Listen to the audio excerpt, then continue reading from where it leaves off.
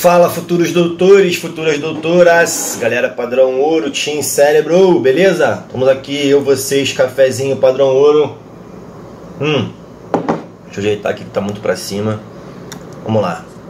Bom, esse vídeo aqui de hoje, pessoal, é pra falar sobre uma doença, comentar com vocês, né, uma doença, mais ou menos por alto, né, porque eu tô tendo muita oportunidade de atender, né, e cuidar de pacientes com HIV positivo e AIDS.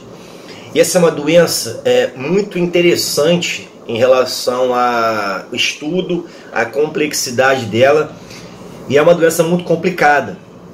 Por vários motivos eu vou trazer para vocês aqui alguns, né?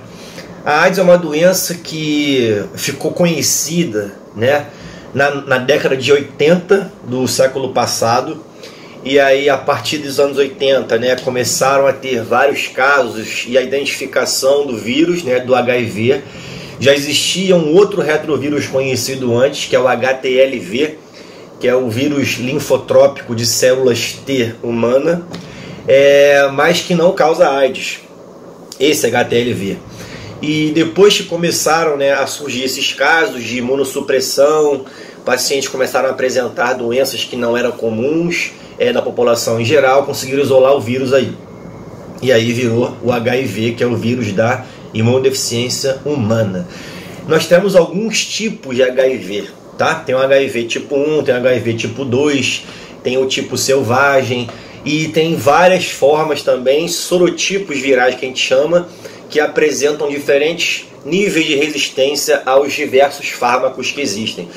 O primeiro fármaco que foi desenvolvido, né, para o HIV, se eu não me engano, foi uns 5 anos depois, 5 ou 6 anos depois, acho que foram isso, 5 anos depois que identificaram o vírus nessa faixa, né, agora não lembro com certeza, mas 4 anos depois, que foi o AZT, enfim, a primeira droga foi o AZT, a chamada zidovudina. E a partir daí, várias drogas foram sendo desenvolvidas. Hoje em dia a gente tem um arsenal de drogas vasto, mas o problema é que esse vírus, por ele ser um retrovírus, ele consegue converter o RNA viral em DNA viral por uma enzima chamada transcriptase reversa, e depois ele consegue integrar o DNA viral no genoma celular. Tem várias células que o HIV pode parasitar, tá, gente? A principal é o linfócito TCD4, mas ele pode parasitar macrófagos também, por exemplo, e outras células até. Então, assim, o HIV ele pode invadir outras células além do linfócito TCD4, mas o linfócito TCD4 constitui o principal alvo de invasão aí do HIV. E essa célula, o linfócito TCD4, é a célula, ao meu ver, né, a mais importante do nosso sistema imune, juntamente com os outros linfócitos do tipo B, por exemplo. Porque é o CD4 que estimula a nossa imunidade, além de também formar células de memória. E a base fisiopatológica da AIDS consiste nessa atuação do vírus na destruição dos linfócitos TCD4. Bom, mas antes de falar como é que a doença acontece, eu gostaria de comentar para vocês as formas de transmissão, né? A AIDS, ela é bem conhecida como por ser uma DST, né? Uma doença sexualmente transmissível. Ela está muito presente nos fluidos da mucosa vaginal, ela está muito presente, né, no sêmen. O HIV também pode estar presente no seio materno, é uma outra forma de transmissão, o risco é menor, mas existe. E também pode acontecer uma transmissão aí placentária, não é um nível tão alto, mas no ato do parto também pode acontecer por contato sanguíneo. Então as principais formas de transmissão são essas: DST, sexo oral, sexo vaginal, sexo anal, contato com sangue, né, contato sangue com sangue, sangue com mucosa, sangue com olho, sangue com boca. O que mais? Leite materno, compartilhamento de seringas, objetos pérfuro-cortantes não esterilizados de modo correto.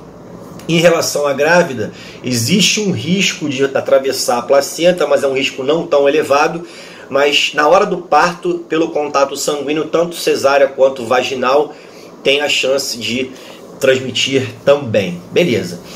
O que acontece quando a pessoa se contamina com o HIV? Existe um período de incubação do vírus que a pessoa não sente nada. Esse período de incubação aí dura em média 2 semanas. E aí a partir daí a pessoa, 2 semanas, 3 semanas, isso varia para cada pessoa que entra em contato com o vírus. Mas inicialmente ele vai ter uma síndrome, que é uma síndrome febril não específica. Ele vai ter uma síndrome parecida com mononucleose. A gente chama de síndrome mononucleose-like.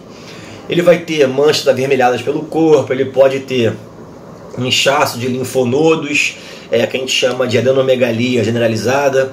Ele pode ter aumento do baço, aumento um pouquinho do fígado, febre, mal-estar. É uma coisa que não caracteriza a AIDS, por isso que a gente chama de síndrome mononucleose-like. Parece a mononucleose, mas é uma manifestação inicial do HIV. Só que essa síndrome, né, ela é autolimitada, ela passa por si só. Lembrando que a pessoa já pode transmitir a AIDS para outra pessoa, mesmo com esse quadro inicial que eu comentei aqui. Isso se resolve em 2 semanas, 1 semana, 2 semanas, o quadro se resolve sozinho, a pessoa passa a ficar de novo sem sentir nada, e aí é que entra o período em que a pessoa fica assintomática. E aí o que vai acontecer? Durante essa fase inicial, que ela tem essa síndrome parecida com mononucleose, o corpo da pessoa consegue meio que combater o vírus e dar uma queda brusca. E é isso que faz a pessoa se sentir melhor. Só que os outros vírus que já colocaram seu material genético dentro de várias células não são eliminados. O que acontece? Ao longo de vários anos, 5 anos em média, os vírus vão se multiplicando lentamente e vão destruindo lentamente os linfócitos T e CD4. Então começa a acontecer isso aqui. O CD4 vai caindo ao longo de vários anos e a carga viral vai subindo. E aí depois desses 5 anos, quando o CD4 fica muito baixo, abaixo de 400, abaixo de 300, 200, até abaixo de 50, né? Aí começam a pipocar e aparecer as chamadas doenças oportunistas. E é nessa fase que a pessoa vai estar desenvolvendo a AIDS propriamente dita. Existem doenças que são doenças características definidoras de AIDS. Quando a pessoa tem aquela doença, cara, é muito provável que ela tenha AIDS, você vai ser obrigado a investigar. Como por exemplo, pneumocistose, que é uma pneumonite causada por fungo, que é o Pneumocystis jirovecii. Ou então se a pessoa tiver candidíase esofágica, ou então sarcoma de Kaposi, que é um tumor de células aí mesenquimais, que tem relação com um vírus da família do herpes, né? Mas que acontece, é muito comum acontecer em pacientes que têm HIV com a carga de CD4 baixa. E aí começam a aparecer outras coisas, neurotoxoplasmose, doenças que acometem muitos pacientes com carga viral alta e CD4 baixo. E aí vem, né, tuberculose, meningite por fungo também, criptococose, começam a aparecer também manifestações gastrointestinais, vários tipos de parasitas podem infeccionar o tubo digestivo desse paciente, Cryptosporidium, ameba, várias bactérias, salmonella, shigella, yersinia, isóspora, enfim, cara, é complicado mesmo quando o paciente chega nesse nível. E aí o que acontece? O paciente que tem AIDS, ele vem a falecer não pela AIDS em si, mas por essas doenças que acabam o acometendo quando ele tem a carga viral elevada e o CD4 baixo. Começa a pipocar muito linfoma, ele pode ter linfoma primário do sistema nervoso central, e aí o paciente fica muito debilitado. E como é que é o diagnóstico da AIDS, né? Assim que a pessoa se contamina, a única forma de você conseguir detectar que ela está contaminada é através da identificação do material genético viral no sangue da pessoa, por uma técnica chamada PCR. E mesmo assim você só consegue positivar esse teste, ele só consegue ser válido, não lembro agora certinho, mas creio eu que a partir de 2 semanas ou 1 semana que a pessoa se contaminou é que o PCR começa a dar positivo. Depois nós temos outros testes aí sorológicos que vão medir os anticorpos que a pessoa tem contra o vírus. Aí tem vários testes, né? Tem ELISA, imunofluorescência, Western blot. Alguns são mais sensíveis que outros, mas o que vale é que eles só conseguem positivar depois aí de 30 dias que a pessoa se contaminou com o HIV. Então a melhor forma realmente é o PCR, né? No início da doença. Mas depois que a pessoa se contaminou por mais tempo, existem outros testes. E também existe o teste rápido, que é feito aí no Sistema Único de Saúde. É o teste de triagem inicial, né? Se você faz o teste rápido, ele dá negativo, você já, tem grande chance mesmo do paciente não ter o HIV. Mas se você faz o teste rápido e dá positivo, você repete o teste rápido, coletando outra amostra de sangue.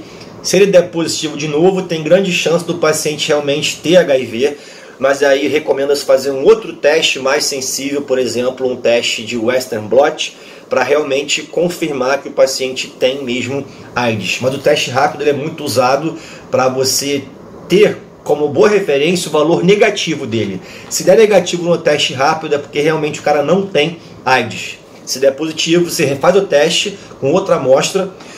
Positivou de novo, você pode dar como positivo, beleza, reagente, tem AIDS, mas é recomendado você fazer um outro teste mais sensível, que é o chamado Western blot, por exemplo. E o tratamento, pessoal? Cara, é uma coisa muito complexa mesmo. Eu tô vendo isso na prática por causa do meu rodízio de infectologia, eu tô gostando muito do rodízio, tá muito maneiro. Nós temos um arsenal vasto, cara, de drogas, né? A terapia padrão para o paciente que tem AIDS, ela usa 3 fármacos, tá? Que são o tenofovir, a lamivudina e o dolutegravir, né? Você tem que começar com 3 fármacos, porque para você aumentar, fazer um sinergismo com os fármacos e conseguir eliminar a carga viral, né? Zerar a carga viral e não gerar resistência para o vírus, né? Então por isso que é importante você ter os 3 fármacos juntos. É para fazer um efeito sinérgico, aumentar a potência dos fármacos e evitar a resistência viral. É ideal você fazer uma genotipagem do vírus antes de começar a tratar. Genotipar o vírus é você identificar quais fármacos que o vírus é sensível, porque assim você consegue personalizar a terapêutica para cada caso, para cada vírus, de modo a ser mais eficaz.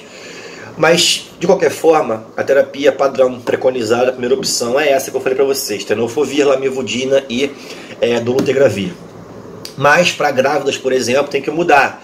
Para grávidas você não pode usar o dolutegravir. Aí você usa tenofovir, lamivudina e o raltegravir ou efavirenz. Ou para pacientes que têm o rim insuficiente, você não pode usar o tenofovir. Aí tem que usar, por exemplo, abacavir, lamivudina e o dolutegravir. Então assim, tem muita coisa. O paciente tem tuberculose, aí você também tem que deixar de lado o dolutegravir e usar o efavirenz. É muito complexo isso. Eu achei até bacana estudar, cada caso tem que usar uma coisa, mas não é uma parada tão fácil de você incorporar, não. Um outro exemplo, se o paciente já fez uma terapia, começou a terapia não foi muito bem eficaz, você tem a recomendação de trocar por um outro remédio que é chamado inibidor de protease, associado a um outro medicamento que potencializa ele, né? Você pode usar, por exemplo, caramba, fugiu o nome agora. É tanto remédio, tá vendo? Lembrei, você pode usar o atazanavir com o ritonavir. Enfim, cara, é uma salada de remédios aí. Mas aí o paciente tem que tomar isso a vida inteira, né? O que não é fácil, porque, cara, imagina tomar remédio a vida inteira. Então muitas pessoas acabam deixando de lado, não tendo adesão à medicação. E aí a carga viral começa a baixar, subir, o CD4 vai baixando, aí a pessoa começa a ficar muito debilitada. O paciente, quando desenvolve AIDS, ele fica muito debilitado se não fizer a terapêutica correta com esses fármacos que eu falei para vocês. E aí recomenda-se também que eventualmente, né, o paciente volte para o infectologista fazer a avaliação, ver como é que ele está, né?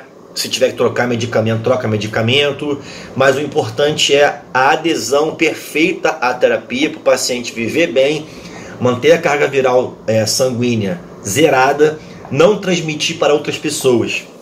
Uma outra coisa interessante é que existe a chamada profilaxia pós-exposição, que a gente chama de PEP.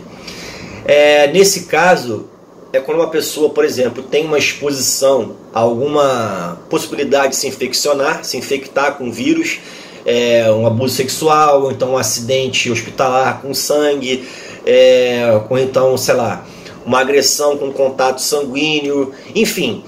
E aí a pessoa tem até 72 horas para iniciar a terapia, com 28 dias tomando um mix de remédio, 3 remédios. No caso, esses 3 que eu falei para vocês aqui, que é a terapia inicial. Então, essa é a ideia. Essa ideia é: o cara vai entrar em contato com o vírus e a gente tem até 72 horas para iniciar a terapia com os 3 fármacos por 28 dias para impedir que ele se contamine. E realmente funciona. A chance da pessoa se contaminar fazendo isso é, sei lá, menos de 1%, 0,1%. Mas tem que ter até 72 horas no máximo para você garantir a eficácia. O ideal é até 48 horas. A gente chama isso então de PEP, profilaxia pós-exposição de algum evento que eleve o risco de contaminação. E existe também a chamada PrEP, que é a profilaxia pré-exposição. Cara, como é que funciona isso? O governo instituiu isso para pessoas que têm um comportamento de risco, que vão entrar em contato com algum fluido que tem o HIV e tem grande chance de se contaminar. Por exemplo, profissionais do sexo. Então existe um programa para se dar para profissionais do sexo fármacos que elas vão, ou eles vão usar durante todo o tempo dele, Usa continuamente. Por quê? Como eles vão ter essa exposição ao vírus, eles não vão pegar. Caramba, sinistro, mas tem isso, O governo percebeu, por exemplo, que é melhor gastar dinheiro dessa forma para evitar esses profissionais, as pessoas, de pegarem AIDS do que depois gastar dinheiro no SUS com o tratamento deles. É mais barato fazer isso antes. Então existe isso. É chamada PrEP, é a profilaxia pré-exposição. O cara toma o remédio, fica tomando os remédios antes de se expor a uma possível contaminação, beleza? Mas aí são outras medicações, são 2 medicações que se usa como plano inicial, mas que realmente existe. É engraçado isso, mas existe, é um plano do governo. E aí cabe ao médico avaliar quando que ele vai instituir isso ou não. Claro, a pessoa tem que ser negativa para HIV/AIDS. E para fechar o vídeo, cara, existe um virologista, um pesquisador brasileiro, Ricardo Dias, da USP, que está divulgando aí, em vários congressos, várias publicações, que ele está chegando aí na cura da AIDS. Então, daqui a pouco, fiquem atentos, porque daqui a pouco pode ser que pipoque alguma notícia em relação a isso, e eu espero que realmente seja verdade. Se esse pesquisador, Ricardo Dias, pode pesquisar aí, se ele realmente descobriu a cura da AIDS, vai ser uma revolução, vai ser uma notícia absurdamente maravilhosa, e ele vai se tornar o maior virologista do mundo, E é brasileiro da USP. Muito maneiro, padrão ouro pra caramba. Eu já vou dar minha pesquisada aqui sobre os trabalhos dele, vou ficar ligado, porque eu realmente quero ficar atento em relação a essa questão. E recomendo que vocês fiquem também, afinal, isso é do interesse da sociedade e nossa. Afinal, somos futuros doutores, Eu já daqui a pouco já estou aí na praça com o carimbo, e vocês com certeza também estarão daqui a pouco tempo me encontrando nos plantões, certo? Vou ficando por aqui. Isso foi um vídeo mais longo, mais explicativo, mas eu gostei de me aprofundar mais nessa doença e fiquei muito empolgado com essa questão aí da possibilidade forte dessa cura da AIDS aí. Vamos torcer e esperar que tudo dê certo, que aconteça, e vai ser uma conquista maravilhosa para a sociedade mundial e para nós brasileiros, um motivo maior de orgulho também, beleza? Vou ficando por aqui. Chora agora, reaprovado. Se a não se envolve, chama que vem. Um beijo do fundo do ventrículo esquerdo. Nos vemos aonde? Nos plantões por aí. Tchau.